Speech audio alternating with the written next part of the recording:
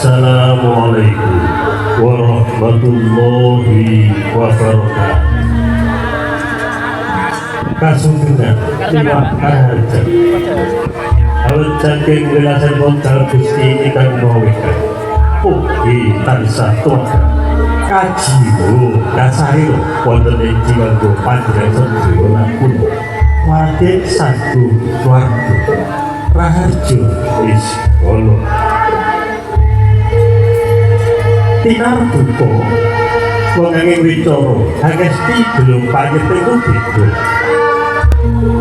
Purweng kondo sinatur kumpul kang matumpo tumpo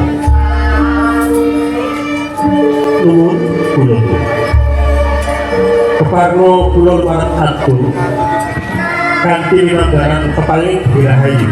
liwat sagu pakor mata tegi kantor dimateng para sepuh sesepuh piyesepuh yang aji sepuh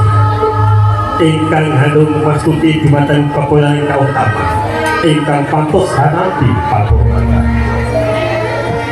dimateng para kiai dasan para santri ingkang dibasan rinten dalu tanpa semandikus tata suci wahyuning ilahi kang minangka panuntun kiblating manunggal para Gusti ingkang kula hormati katur dumateng para pangemban pangbating praja iwak warga dalem ingkang gangsal busareng dari swara kang minangka pandam panduning para kawagasih agung sungsunging dikawicaksana